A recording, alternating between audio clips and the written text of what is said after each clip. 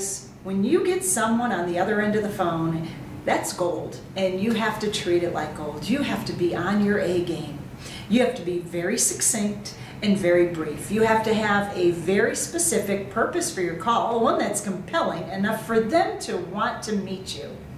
Give you an example. A woman left a message on my machine yesterday, and it said, so-and-so said, I need to meet you, that I would benefit by meeting you. Could I buy you a cup of coffee and we could meet?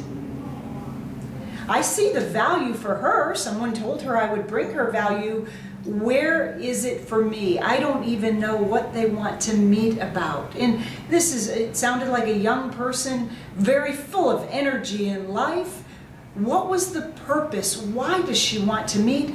And make it compelling, so I want to pick up the phone, and if I don't want to go have a cup of coffee, at least give her my time, because to all of us out there, even our time is as valuable, so isn't our prospects. Number one, be succinct. Use the prospect's name that they like to be called. Number two, use polite words. Please and thank you as early on in that opening line. If they give you their name or the spelling of the name or the pronunciation of their name, be sure to say thank you. They just gave you something. Tell them why you want to meet, and let them be very clear in a short message of why they should visit with you.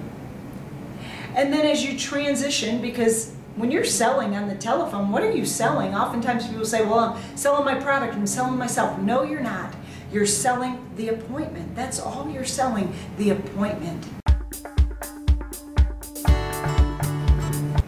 I like to say, when you are closing for the appointment, use what we call the alternate choice close. Those of you who've been in selling for a while, this is basic selling 101. You know this. Give the prospect a choice of times. And also convey that you're busy.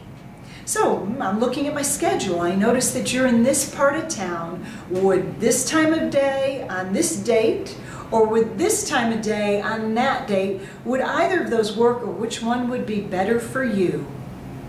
If you just say, when's your schedule free, that does two things. It shows you're not very busy and you're open all week, and who wants to do business with people who aren't busy?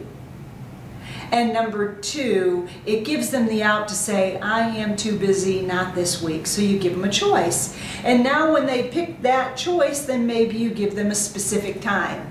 The other thing I do is I give people choice times that are not on the hour. If I were to ask you for an appointment at 9 o'clock, how long does that sound like I'm going to be in your office? Probably about an hour. No one has an hour to give you. Number two, if I ask you for an appointment at 9:30, well, that sounds like you're probably going to be there about a half an hour. So I will say something like, I'm looking at my schedule. Gee, I noticed it's the morning, it's going to be a little bit of traffic. Let me ask you, how would 8:10 work?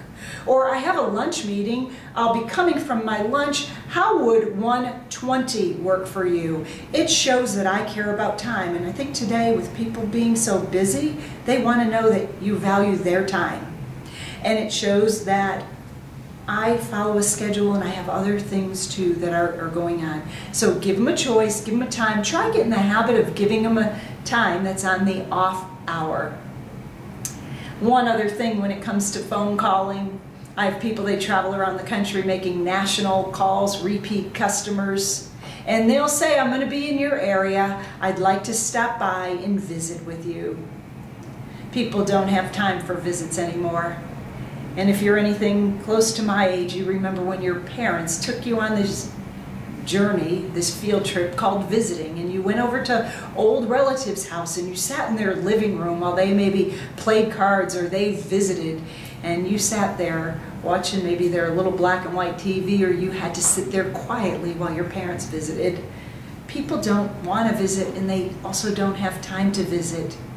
Tell them why you're coming. Bring some value. If you're calling on repeat customers, don't just be the vendor that's known for the one who takes them for the nice lunch. Bring them some value.